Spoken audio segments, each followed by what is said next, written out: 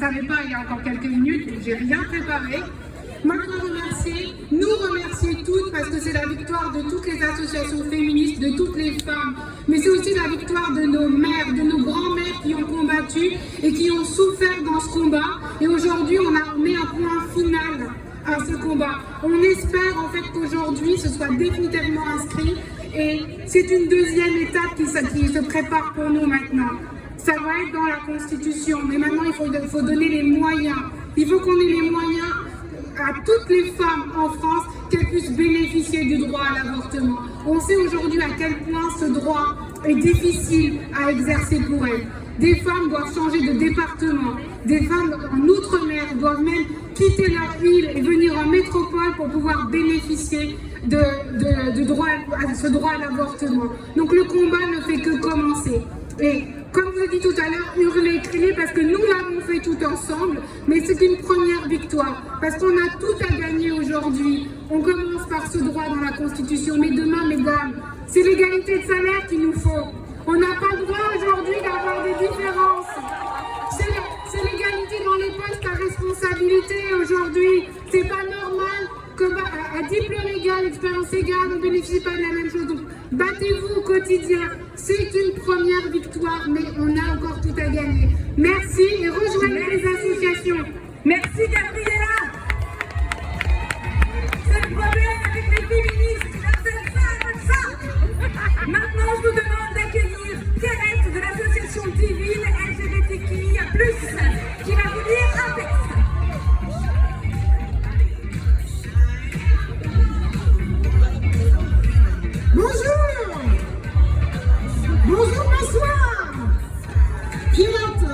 La présidente de l'association Divine LGBTQIA+. Nous sommes les afroféministes, notamment, et aujourd'hui, ce jour historique, l'entrée de l'IVG dans la Constitution, eh bien, est un jour historique. Mais ce n'est pas sans compter les femmes des Outre-mer.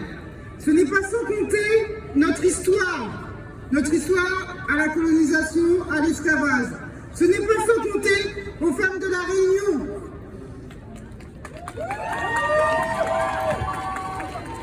J'ai eu un échange avec Françoise qui a écrit Le ventre des femmes. Et je lui posais la question, comment on doit parler de l'IVG, nous, en tant que femmes noires, en tant que femmes anciennement colonisées, comment on doit s'exprimer là-dessus. Et c'est lors de notre échange que Françoise m'a enfin éclairé dessus. Et je retransfère le message que j'ai eu avec Françoise. Bonjour. Toujours paradoxal, toujours deux politiques. Certes, les femmes dans les Outre-mer ont tout à fait le droit d'avoir accès à la contraception et à l'avortement. Mais ça se fait dans une longue histoire de déni de leur autonomie qui continue aujourd'hui. L'État se donne beaucoup plus le droit d'intervenir sur le corps des femmes noires. Donc, avortement dans la Constitution, ok, mais sans défaut de soins, sans penser au racisme, c'est pas encore pris en compte. Une universalité de droit qui ne tient pas compte du fait que ce n'est pas universel. Donc c'est un échange vraiment qui a fait, pour ma part, en tout cas une représentativité. Parce qu'il nous faut aussi une représentativité en tant que femmes noires pour s'exprimer sur tous les sujets de société. Donc aujourd'hui, oui, c'est un grand jour. Aujourd'hui, nous prenons aussi la parole pour les femmes noires et vive les afroféministes, vive le féminisme, vive la France. Merci beaucoup, merci Thérèse, merci Divine. Effectivement, on doit laisser personne de côté dans nos luttes et je vous demande d'accueillir Shirley de Femmes Sourdes et Solidaires.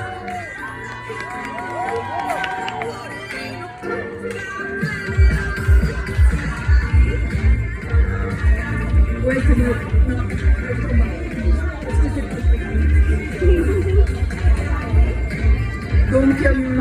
n'a pas le micro puisque c'est l'interprète en bas qui traduit. Bonjour à tous, je suis vraiment contente d'être ici. C'est la première fois que je peux m'exprimer face à tout le monde.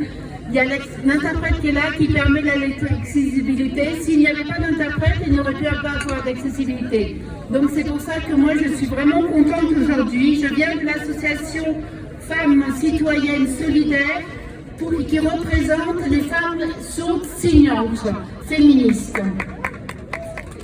Donc qu'est-ce que là sur l'écran, bravo, hein, ça a été retransmis, c'est super, mais dommage, il n'y a pas eu de sous-titrage, il n'y avait pas non plus d'interprète. Pourtant il y a des femmes sourdes, donc comment ont-elles pu avoir l'accessibilité ces personnes-là? Donc j'espère qu'il y aura de plus en plus d'interprètes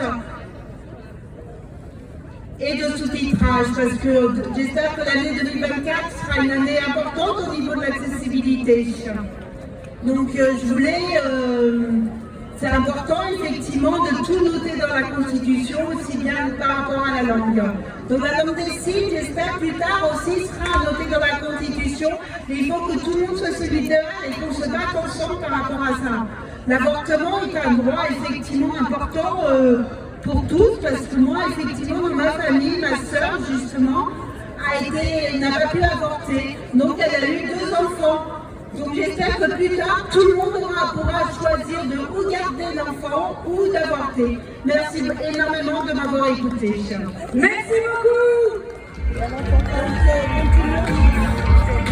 Merci à Charlie de faire un tour sur la solidaire.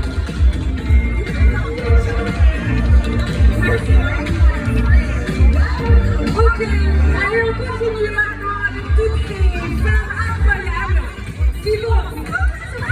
Bon, allez, on continue. Cette fois-ci, je vous propose d'accueillir Danielle Connery, une ancienne du MNAC, qui est aujourd'hui en collectif Avortement Europe. Ah, Danielle, c'est ton jour, là, on est fan.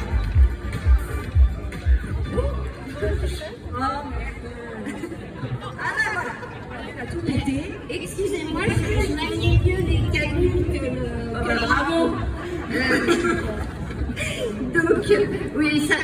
Alors, déjà, c'est un sentiment extraordinaire de vous voir tous et toutes là pour cette journée. On n'a entendu que des discours magnifiques sur les droits des femmes, j'en avais jamais entendu autant, sur autant de temps, par autant de personnalités. Bon, donc là, je suis là alors que c'est un long parcours. J'avais 20 ans au moment du MLF. J'ai pratiqué des avortements avant le MLAC. J'ai ensuite poursuivi avec le MLAC.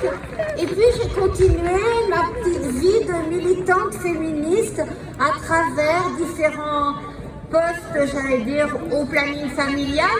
Et puis maintenant, j'ai dit non, il y a aussi la totalité de l'Europe qui est importante avec toutes les attaques qu'on voit. Donc on a, depuis 2017, à la suite des luttes pour avec les femmes espagnoles pour défendre le droit à l'avortement en Espagne, on a créé le collectif Avortement Europe, les femmes décident. Alors ce collectif, il regroupe 50 associations, organisations syndicales et partis politiques et a pour ambition, effectivement, d'assurer que le droit à l'avortement soit accessible à toutes les femmes en Europe. Alors nous ne sommes pas les seuls, c'est vrai. Il y a les amis dans chaque pays qui militent pour ce droit, chacune dans leur pays, et elles ont bien des difficultés. Et cette inscription dans la Constitution du droit à l'avortement leur apportera une énergie et une force qui permettra que leur lutte aboutisse, parce qu'on sait qu'elles vont aboutir, mais ça prendra du temps et ça demande beaucoup d'énergie. Et on se dit également qu'en France, si on arrive à s'appuyer sur ce droit inscrit dans la Constitution pour que le droit soit effectif en moyens donnés à l'application de ce droit, à ce moment-là, on aura aussi gagné. Et en plus, ça permettra à toutes les femmes de se dire « Oui, je choisis d'interrompre une grossesse, mais j'ai vraiment le droit parce que c'est inscrit dans la Constitution. Et la culpabilité des femmes qui actuellement est encore forte parce que les discours des anti-choix est important, eh bien, cette culpabilité pourra être levée car c'est complètement légal au maximum. Voilà. Merci d'être là, continuez à lutter surtout. Merci beaucoup. On pense à toutes les femmes d'Europe qui n'ont pas le droit à l'IVG, évidemment pas dans la Constitution, mais on leur souhaite et on sera là pour être le moteur et la locomotive de toute l'Europe parce qu'on a la LIAC et toutes les féministes d'Europe et du monde l'ont aussi. Je vous propose maintenant d'accueillir Sophie Binet, secrétaire générale de la CGT, qui va nous dire un petit mot.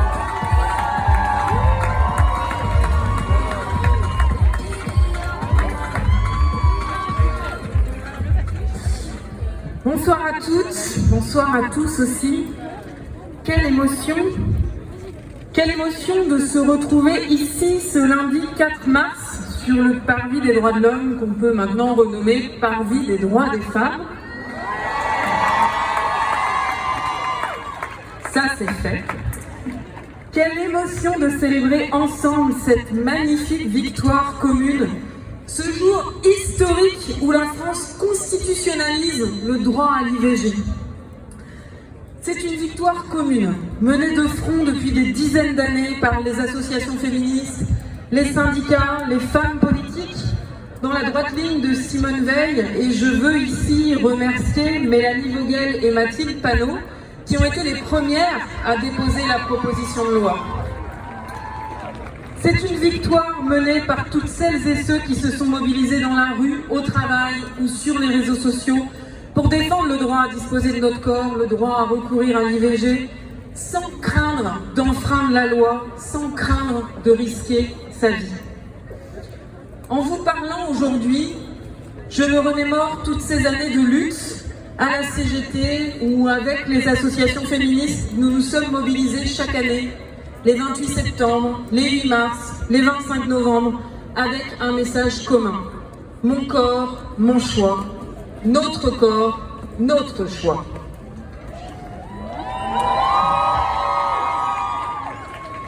Alors pourquoi la CGT est ici parmi vous ce soir?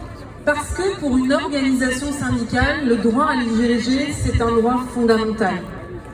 Pourquoi? Parce qu'une femme qui ne peut pas maîtriser ses maternités, une femme qui passe son temps à avoir des enfants, une femme qui est enfermée chez elle par les maternités, c'est une femme qui n'a pas droit au travail, qui n'a pas d'indépendance économique et donc qui ne peut pas être indépendante par rapport à son père, ses frères ou son conjoint. Le droit à l'IVG, c'est donc un droit fondamental pour l'émancipation et l'indépendance des femmes. Avec la constitutionnalisation de ce droit fondamental, la France envoie un signal puissant à toutes les féministes du monde entier. Je pense aujourd'hui à nos sœurs hongroises, à nos sœurs polonaises, à nos sœurs italiennes, nos sœurs brésiliennes, boliviennes, du Pérou ou encore américaines, où elles risquent leur vie chaque jour. Car oui, chaque année, ce ne sont pas moins de 40 000 femmes qui décèdent d'un avortement clandestin dans le monde. Alors, notre victoire, elle doit maintenant faire tache d'huile partout en Europe et dans le monde. La France doit servir d'exemple, et j'en appelle au président de la République. Emmanuel Macron, vous avez maintenant la responsabilité de garantir le droit à l'IVG au plus haut sommet de l'Europe. Vous avez la responsabilité de porter notre victoire et de garantir celle-ci à tous les pays européens. Faites-le.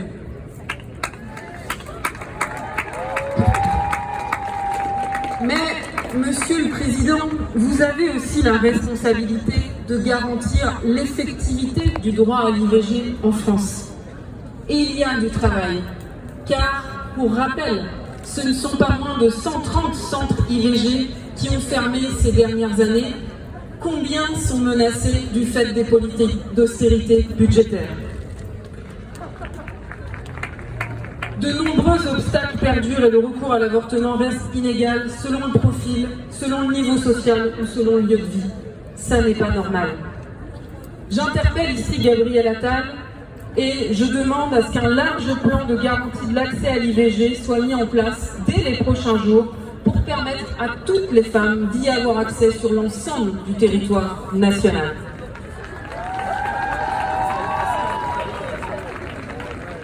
Constitutionnaliser l'IVG, c'est aussi envoyer un signal puissant à toutes les forces obscures d'extrême droite qui le remettent en cause chaque jour. Et qui d'ailleurs, au moment où nous sommes ici sur le parvis des droits des femmes, sont réunis à Versailles pour dénoncer notre victoire.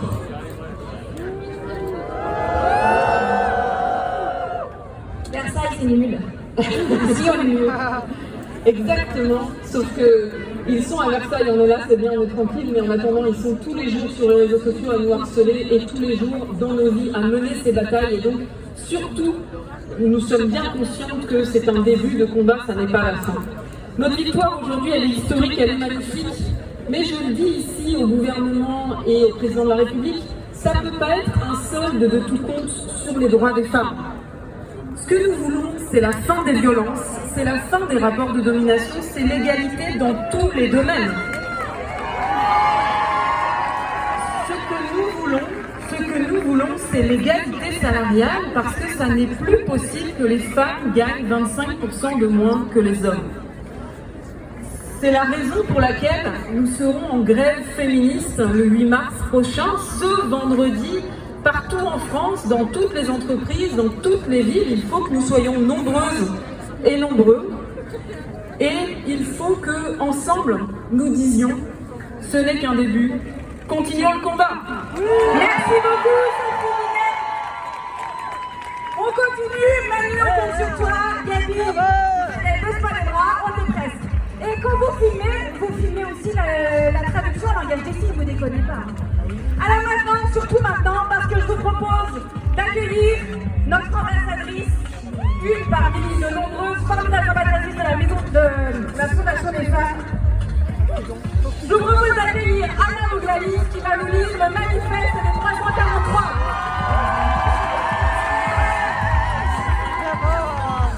C'est une émotion immense de partager cette victoire avec vous. Bien sûr, le combat continue.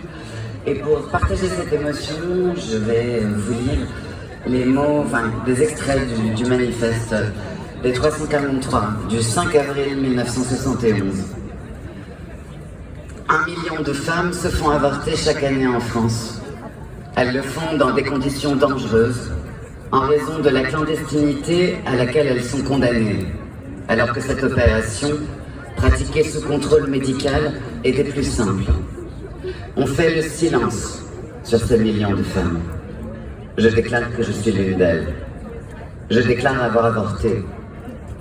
De même que nous réclamons le libre accès aux moyens anticonceptionnels, nous réclamons l'avortement libre. Avortement, mot qui semble exprimer et limiter une fois pour toutes le combat féministe. Être féministe, c'est lutter pour l'avortement libre et gratuit. Avortement, c'est une affaire de bonne femme. Quelque chose comme la cuisine, les langes, quelque chose de sale. Lutter pour obtenir l'avortement libre et gratuit, cela a l'air dérisoire ou mesquin. Toujours cette odeur d'hôpital ou de nourriture ou de caca derrière les femmes.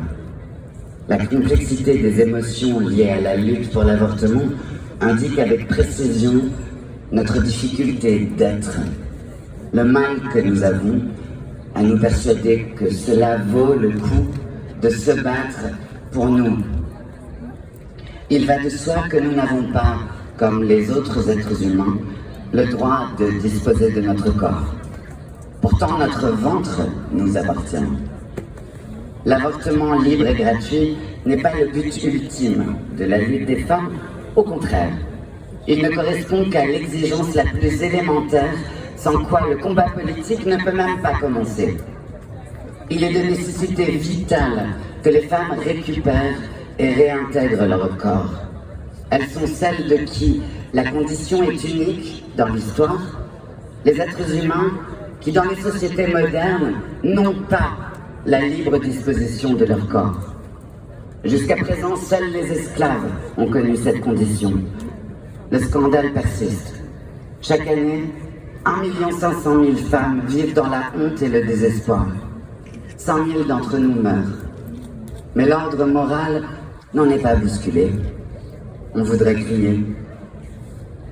L'avortement libre et gratuit, c'est cesser immédiatement d'avoir honte de son corps, être libre et fier dans son corps, comme tous ceux qui, jusqu'ici, en ont eu le plein emploi. L'avortement libre et gratuit, c'est ne plus avoir honte d'être une femme. Un ego qui fout le camp en petits morceaux, c'est ce qu'éprouvent toutes les femmes qui doivent pratiquer un avortement clandestin. Un avortement libre et gratuit, c'est être soi à tout moment, ne plus avoir cette crainte ignoble d'être prise au piège, d'être double et impuissante, avec une espèce de tumeur dans le ventre. Un avortement libre et gratuit, c'est un combat enthousiasmant dans la mesure où si je le gagne, je commence seulement à m'appartenir en propre, et non plus à l'État, à une famille, à un enfant dont je ne veux pas. L'avortement libre et gratuit, c'est une étape pour parvenir au contrôle complet de la production des enfants. Les femmes, comme tous les autres producteurs, ont de fait le droit absolu au contrôle de toute leur production. Ce contrôle implique un changement radical des structures mentales des femmes et un changement non moins radical des structures de la société. 1. Je ferai un enfant si j'en ai envie. Nulle pression morale, nulle institution, nul impératif économique ne peut m'y contraindre. Cela est mon pouvoir politique. Comme tout producteur, je peux, en attendant mieux, faire pression sur la société à travers ma production. Grève d'enfants. 2. Je ferai un enfant si j'en ai envie et si la société dans laquelle je le fais naître est convenable pour moi. Si elle ne fait pas de moi l'esclave de cet enfant, sa nourrice, sa bonne, sa tête de turc. 3. Je ferai un enfant si j'en ai envie, si la société est convenable pour moi et convenable pour lui. J'en suis responsable. Pas de risque de guerre, pas de travail assujetti aux cadences. Et vive! Merci Anna. Bon, attendez, parce qu'on s'emballe, mais peut-être qu'on ne sait pas ce qu'ils vont voter. Alors je vous propose que les associations viennent avec moi avec leur petit foulard vert, qu'on se concentre et qu'on revienne au direct parce que c'est l'heure! C'est l'heure de rentrer dans l'histoire! Toutes les assos, je vous demande de monter avec vos foulards verts pour qu'on fasse ça ensemble.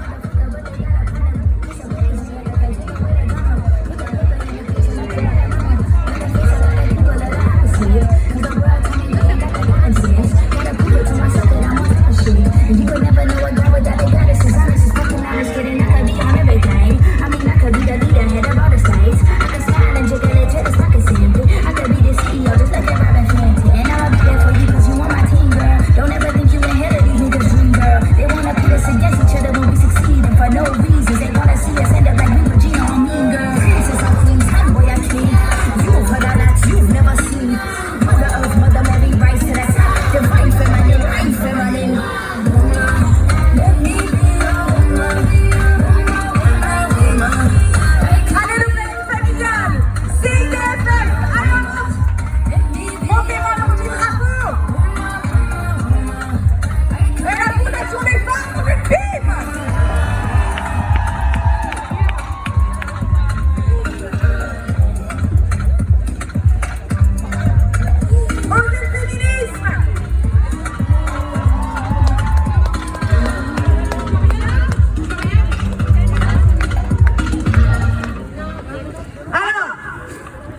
On voudrait le direct, on voudrait le son, renouvelé. Et ça n'est pas parce qu'on écrit ou qu'on inscrit des choses dans un bloc de constitutionnalité que pour autant, on a c'est plus difficile à changer puisqu'il faut les 3/5 du Mais arrête de pourrir notre groupe. c'est plus difficile de changer la J'ai envie de dire, regardez ce qui s'était passé aux États-Unis, même le renversement. On n'a certainement pas interdit l'avortement. La décision Roe contre Wade disait que l'institution empêchait l'avortement. On dit maintenant que rien n'empêche un État fédéré de l'interdire. Et c'était déjà de toute façon avant cette décision-là qu'il y avait des États qui avaient pris des décisions fiscales ou des mesures d'intimidation.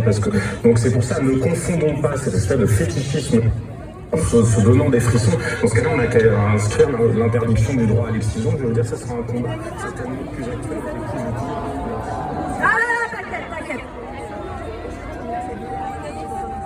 Ouais, c'est l'hymne des femmes. Qui la connaît? Qui la connaît pas? Allez, donnez. Il y a des micros qui marchent si vous voulez chanter. La DJ est là. Elle va le mettre. Moi, je chante super mal. Ah bah oui, c'est vieux. Elle est nulle en chanson.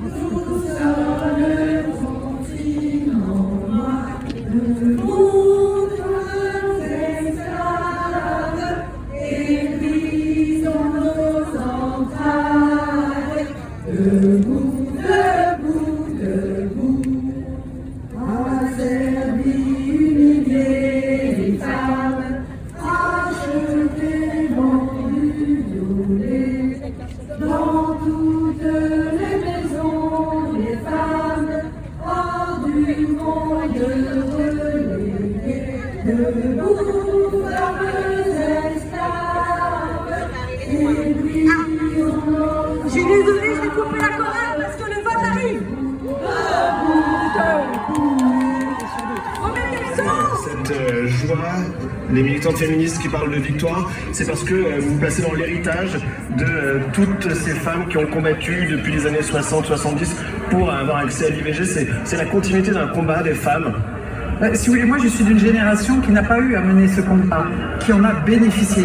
Et je crois que c'est vrai que beaucoup ont dit « Ah mais on n'est pas aux États-Unis ». C'est vrai que ce qui s'est passé aux États-Unis a été un électrochoc et la fameuse phrase de Simone de Beauvoir est devenue concrète, c'est-à-dire qu'au fond les droits pouvaient régresser, notamment bien sûr pour les femmes. Donc bien sûr on est dans ce prolongement parce qu'il n'y aurait pas eu toutes celles qui ont agi, Simone Veil, Gisèle Halimi, Yvette Roudy, etc. On n'aurait sans doute pas abouti comme aujourd'hui. Mais vous savez, cette impression que ça y est, sur ce sujet-là, on peut en partie se reposer. Le combat finalement est gagné, mais encore une fois, il y en aura d'autres. Merci Marie-Paule Lagontrie pour cette réaction en direct. À 5 minutes maintenant de la fin des votes et la proclamation des résultats. Oui, effectivement, Quentin, ça devrait tomber d'ici quelques minutes. On va écouter maintenant la réaction de Sylvain Maillard, qui est le président du groupe Renaissance à l'Assemblée nationale, qui est au micro d'Elsa Monagava, qui était à la tribune tout à l'heure. Oui, dans l'hémicycle de l'Assemblée, on connaît des sens mouvementés, des votes serrés. Là, aujourd'hui, il y a une encore, le vote sera très large. C'est un jour historique. Oui, c'est un jour historique, parce que le sujet est historique. On a trouvé un consensus après beaucoup de travail parlementaire et au Sénat, à l'Assemblée nationale, pour trouver une écriture qui nous permet aujourd'hui de mettre dans la Constitution le recours à l'interruption volontaire de grossesse. On sera pas dans le monde à faire ça. Sinon, pour les Français, c'est ça extraordinaire de sécurisation de l'IVG, qui fait partie mais aussi c'est le premier pays qui le fait. Et aujourd'hui, l'universaliste de partir en France et Les Français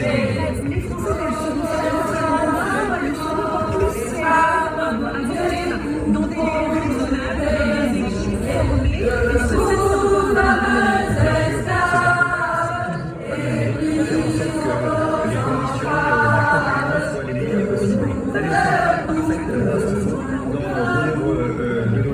et et il faut que nous améliorons ça. Mais je pense que c'est deux sujets différents. Celui-là, c'est de constitutionnaliser la liberté de garantir le recours à l'IVG.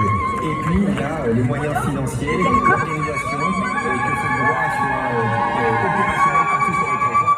C'est deux choses différentes, évidemment.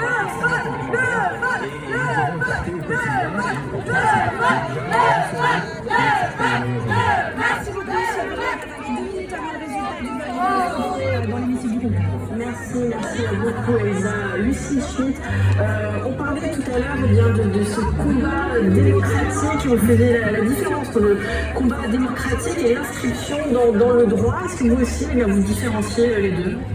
Non, pas du tout. C'est-à-dire que je pense que le combat démocratique, évidemment, comporte différents éléments. Le droit en est une composante essentielle, et ça rejoint à ce que je disais tout à l'heure sur la question des institutions. Les institutions, elles fonctionnent grâce au droit, elles fonctionnent aussi grâce à une sociologie, et c'est en ce sens que la question, effectivement, qui occupe les responsabilités, c'est sociologique, ça peut être aussi anthropologique, quand on regarde le tempérament des uns et des autres, quand on les voit s'exprimer. Et donc c'est un ensemble. Le combat démocratique ne s'arrête pas lorsqu'il s'agit effectivement de garantir les droits des femmes. Je pense qu'on peut élargir à ce moment-là la focale en disant il y a la question de l'IVG, il y a aussi la question de la santé des femmes, il y a la question de l'égalité entre les femmes, qui me semble être un sujet qui reste d'actualité, plus jamais d'ailleurs d'une certaine manière. Et donc à partir de là, dans cet ensemble, le droit évidemment est quelque chose de fondamental parce que le droit c'est ce qui permet de se dire quelque chose m'offre une garantie lorsque ma famille ne m'offre pas de garantie, mon réseau ne m'offre pas de garantie. Le droit, c'est l'outil des familles. Et en ce sens, ce qui est essentiel, et puis il y a la justice évidemment, qui met en œuvre le droit. C'est on peut ruisseler dans un tas de je ne sais pas si j'emploierais le terme ruisseler, mais en tout cas c'est ce qui permet d'imaginer que les choses se diffusent et que l'ensemble de la société puisse penser que les institutions sont légitimes. Vous savez, le sujet c'est qu'aujourd'hui, tout le monde a le terme démocratie à la bouche, mais qu'au fond, chacun dit la démocratie est malade. Lorsqu'il s'agit de mettre en œuvre la démocratie, donc que les institutions soient légitimes, je pense que le droit est fondamental, et ensuite la pratique du droit est essentielle. J'observe que Sylvain Maillard, qui pourtant représente la majorité présidentielle, a parlé d'un droit alors qu'on nous a fait tout un truc sur la liberté garantie. Ça montre qu'en tout cas, y compris chez les gens, ça se mélange, et que, certes, il ne faut pas, couper les cheveux en mythe, mais ça montre que la liberté garantie, c'est mieux que la liberté tout court. Paul Cassias, ce pouvoir judiciaire, c'est un des piliers de la démocratie, effectivement. Absolument. Il y a les textes et il y a la pratique. Alors comment est-ce que le texte qui va être adopté dans quelques instants sera mis en pratique? Ça dépendra des majorités politiques, ça dépendra aussi des juges qui vont, en cas échéant, interpréter les législations. Mais bon, j'ai beaucoup aimé cette administration, c'est que le droit, c'est l'outil des familles. Et c'est pourquoi il est important d'inscrire dans notre Constitution ces outils-là, pour que les faibles, en l'occurrence les femmes qui en auraient besoin, puissent se reposer sur cet outil pour se prémunir d'une éventuelle régression. Mais juste une réaction à ce qu'a dit la vice-présidente du Rassemblement national qui était à la tribune tout à l'heure, Hélène Laplante, elle disait « rien ne va changer au lendemain du Congrès ». Absolument. Alors, c'est pas vrai, il faut dire que tout va changer puisqu'il y aura désormais une nouvelle liberté dans la Constitution, une liberté supplémentaire, et ça c'est déjà beaucoup, mais rien ne va changer en pratique puisqu'il faut que sur le plan institutionnel, sur le plan des services hospitaliers, sur le plan de l'effectivité de l'accès, il y ait des politiques publiques qui viennent rendre ce droit effectif. Donc tout change et rien ne change. C'est en même temps. Regardons ce qui s'est passé aux États-Unis et ce qui s'est passé aux États-Unis avant le renversement. C'est juste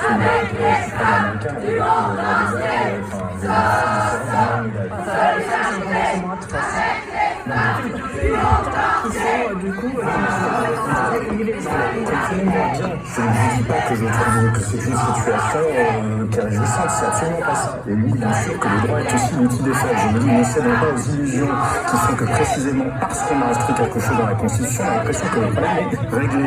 Parce qu'aux États-Unis, le problème de l'accès à l'avortement, il précédait très largement dans les États à majorité conservatrice, justement ce renversement du jurisprudence de la Cour suprême. Il y avait déjà des États qui, de facto, rendaient très très difficile l'accès à l'avortement.